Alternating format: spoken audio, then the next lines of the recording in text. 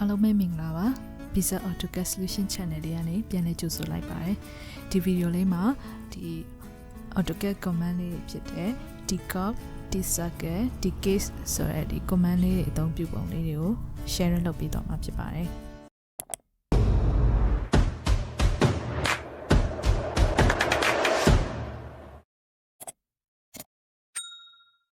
အရင်ဆုံးနေနဲ့ဒီ Tcount ဆိုတဲ့ဒီ command လေးကြတော့ဒီမှာဆိုလို့ရှိရင်ဒီ numbering ပေါ့နော်ဒီ grid line တွေကို numbering 1 2 3 4အဲ့လိုကိုပြင်ချင်တဲ့အခါမျိုးမှာသူသုံးလို့ရပါပေါ့နော်အဲ့လိုသုံးကြတယ်ဒီမှာဆိုလို့ရှိရင် text တွေကိုတစ်ခုစီ edit type လုပ်နေတော့ပဲねဒီ command လေးနဲ့ click တစ်ချက်ထဲနဲ့သုံးလို့ရပါပေါ့နော်အဲ့တော့ဒါလေးသုံးကြည့်အောင်ဒီ command လေးသုံးဖို့ဆိုရင် Tcount ဆိုပြီးတော့မှ command လေးရိုက်ပြီးတော့မှသူ select object ဆိုတော့ကိုပြင်ချင်တဲ့ဒီမှာဆိုလို့ရှိရင် text လေးတွေကို select လုပ်ပေးလိုက်မှာပေါ့နော်ဒီဟာကိုဒီဟာ grid line 1 2 3 4အဲ့လိုမျိုးပြင်ချင်တာဆိုတော့ရွေးပြီးသွားပြီဆိုရင် right click တစ်ချက်နှိပ်လိုက်မယ်ဒီမှာဆိုလို့ရှိရင်သူက sort လုပ်မှာပေါ့နော်သူက x direction တိုင်းတာ y direction တိုင်းတာဒါမှမဟုတ် select order ပေါ့နော်ဒီကို pick လုပ်ပြီးတော့မှ order လုပ်ထားတဲ့အတိုင်းပြင်မလားပေါ့နော်ဒီမှာကတော့ x direction တိုင်းမဲရှိနေတဲ့အတွက် x ပဲရွေးလိုက်မှာပေါ့နော်ပြီးသွားလို့ရှိရင်သူကဒီ starting number ပေါ့နော် start number ကတော့1ပြီးလို့ရှိရင် increment 1ပဲထားတာပေါ့နော်ဘာဖြစ်ဆို1 2 3 4 5အဲ့လိုမျိုးတစ်ခုစီပဲတိုးရမယ်ဆိုတော့1.1ပဲထားပါတော့တကယ်လို့နှစ်ဆပေါ့နော်1.2ထားမယ်ဆို1 3 5 7အဲ့လိုဖြစ်သွားမှာပေါ့နော်အဲ့တော့ဒီမှာတော့1.1ဒီတိုင်းပဲဆိုတော့ enter ပြီးလို့ရှိရင်ဒီမှာ override လုပ်မလားပေါ့နော်ဒီ test မှာပဲဒီ1 2 3 4မှာဒီ1နေရာမှာပဲ override လုပ်သွားမလားပေါ့နော်ဒါမှမဟုတ် prefix ဆိုအရှိရထည့်မှာလား surface ဆိုအနောက်ကထည့်မလားပေါ့နော်ဒီ find and replace ကြတော့ကိုရိုက်လိုက်တဲ့ဟာပေါ့နော်ဥပမာ1နေရာ1လို့ရေးထားတဲ့နေရာတွေအကုန်လုံးကိုပြောင်းချင်တယ်ဆိုလို့ရှိရင်ဒီ find and replace ဆိုပြီးတော့မှ1ဆိုပြီးရိုက်ပြီးလိုက်လို့ရှိရင်ဒီ number တွေအစင်လိုက်ပြောင်းပြီးသွားမှာပေါ့နော်အခုဒီမှာတော့ဒီ text ပေါ်မှာပဲ override လုပ်ချင်တော့ဒီအပေါ်ဟာပဲယူပြီးလိုက်မှာပေါ့နော်အဲ့တော့ဒီမှာ1 2 3 4 5ဆိုပြီးဒီလိုလေးရသွားပြီပေါ့နော် find and replace သုံးနည်းလေးပေါ့နော်ဘယ်လိုသုံးလို့ရလဲဆိုတဲ့ဟာလေးတစ်ခါလေးပြောပြပေးသွားမယ်သူကကြတော့ဒီလို PR number တွေပေါ့နော် P1 2 3 4 5အဲ့လိုမျိုးအစင်လိုက်ဖြစ်ချင်တယ်အဲ့လိုအခါမျိုးမှာသူ့သုံးလို့ရပါပေါ့နော်ဘယ်လိုသုံးမလဲဆိုတော့အဲ့လိုမသုံးခင်ဒီမှာဆိုလို့ရှိရင် PR အနောက်ကနေသူက number လေးတွေ like number လေးတွေ like မှဆိုလို့ရှိရင်အဲ့ဟာအတွက်ကိုအဲ့ P နောက်မှာ hyphen လေးတစ်ခုထားခဲ့ပေးရပါတော့ပြီးတော့မှအဲ့ဒီ hyphen လေးကို find and replace လုပ်ပြီးတော့မှ hyphen နေရာမှာ number တွေထိုးသွားမှာပါနော်ဘာလို့အဲ့လို hyphen ထည့်ရလဲဆိုတဲ့ဟာကိုနောက်ပြန်ပြောပြပေးမှာပါနော်အဲ့တော့ဒီမှာဆိုလို့ရှိရင် Tcount နဲ့သွားမယ်ဒီမှာ select object ဆိုတော့ text လေးကို object လုပ်လိုက်မယ် enter ချက်ခေါက်မယ်ပြီးရင်သူက direction x တိုင်းမဲ့သွားဆိုတော့ x ကိုပဲယူပြီးလိုက်မယ် b1 b2 b3 ပေါ့နော်အစ b1 နေစမယ်ဆိုတော့1ဒီမှာ start က1ပေါ့နော် increment ကကြတော့လေ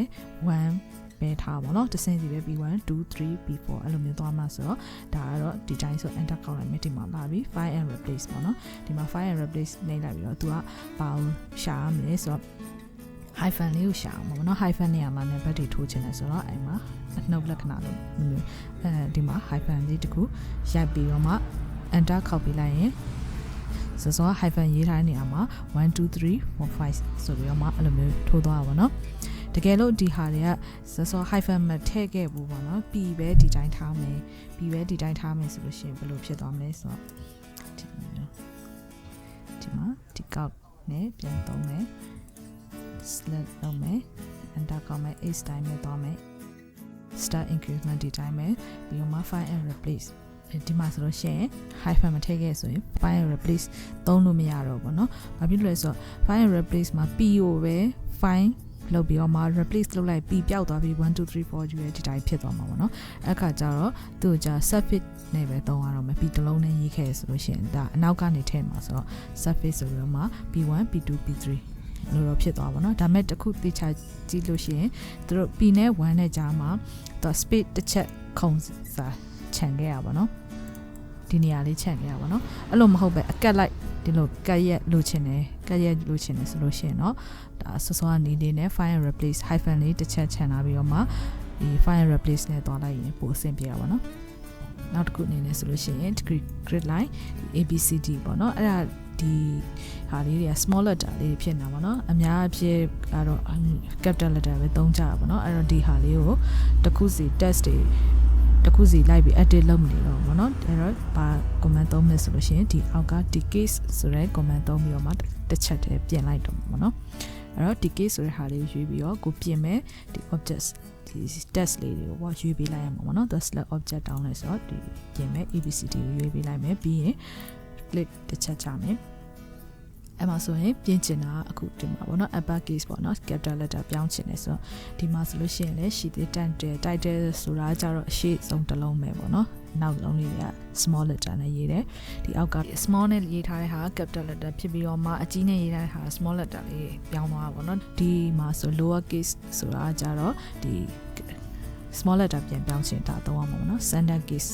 ကြတော့ဒီလိုစာကြောင်းတွေကိုပြင်တဲ့အခါမှာထိတ်ဆုံးတစ်လုံးရပဲcapital letter ဖြစ်ပြီးတော့နောက်က small နဲ့ပုံတဲ့ဟာပေါ့နော်အဲ့လိုမျိုးလေးပြောင်းချင်တယ်ဆိုတာသုံးအောင်ပါပေါ့အခုကဒီမှာကတော့capital letter ပဲဒီမှာပြောင်းချင်တယ်ဆိုတော့ upper case ပဲယူပြီးတော့ okay လုပ်ပြလိုက်မယ်ဆိုရင်ဒီမှာ ABCD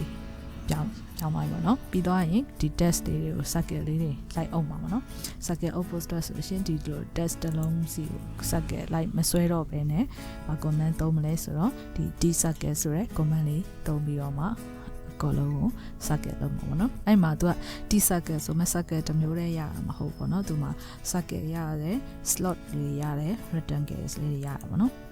အဲ့တော့သုံးကြည့်အောင် select object ဆိုတော့ကောလုံးလုံးမဲ့ text လေးတွေအကုန်လုံးကိုရွေးပေးလိုက်မယ်ပြီးရင် right click တစ်ချက်ချပြီးတော့မှ distance offset factor ဆိုတော့ဒီ text ကနေပြီးတော့မှ offset ပေါ့နော်ဘယ်လောက်အကွာမှာ circle side ပေါ့ circle ဘယ်လောက်ထားမလဲပေါ့ဒီမှာကတော့မထားတော့ဘူးเนาะ0ဒီတိုင်းပဲdoubleတိုင်းပဲဆိုတော့ enter ထားလိုက်မယ်ဒီမှာစောတော့ပြောလို့ circle ရတယ် slot ရတယ် rectangle ရတယ်ပေါ့နော် slot ကကြတော့ rectangle လိုမျိုးမှာဘေးနှစ်ဖက်ကဒီလို white လေးပါတဲ့ဟာပေါ့နော်ဒီမှာတော့circle ပဲသုံးလိုက်မှာပေါ့နော်အဲ့တော့ circle ပဲယူပြလိုက်မယ် constant နဲ့ variable ဆိုပြီးနှစ်မျိုးထပ်လာတာပေါ့နော်အဲ့မှာ constant ကကြတော့ဒီ site တစ်မျိုးတည်းနဲ့ဒီ circle site တစ်မျိုးတည်းအကုန်လုံးတူတူပဲပေါ့နော် variable ကြတော့ဘာကွာသွားလဲဆိုတော့ဒီလိုကဏ္ဍ grid line number တွေက10 11 12အဲ့လိုမျိုးဖြစ်သွားတယ်ကဏ္ဍနှလုံးဖြစ်သွားတဲ့အခါကျလို့ရှိရင် circle size လေးတွေအဲ့ဒီကဏ္ဍကိုလိုက်ပြီးတော့မှသူကနည်းနည်း size ကြီးသွားမှာပေါ့နော်အဲ့လိုမျိုးသုံးတာပေါ့နော်အဲ့တော့ဒီမှာတော့ constant ပဲသုံးလိုက်မယ် okay အဲ့ဆိုလို့ရှိရင်เนาะအားလုံးရသွားပြီပေါ့နော်ဒီ AutoCAD ကိုဒီတိုင်းတမယိုးကြဆွဲတာထက်ဆိုင်ဒီလို command လေးသုံးပြီးတော့မှဆွဲတဲ့အခါကျတော့ပို့ပြီးတော့မြင်မြန်ဆက်ဆက်နဲ့အလုပ်တွင်တာပေါ့နော်အဲ့တော့ဒီလိုအသုံးဝင်တဲ့နောက်ထပ် command လေးတွေကိုလည်း video လေးတွေလုပ်ပြီးတော့ sharing လုပ်ပေးသွားပါမယ်အားလုံးပဲအဆင်ပြေမယ်လို့ပြောနေပါတယ်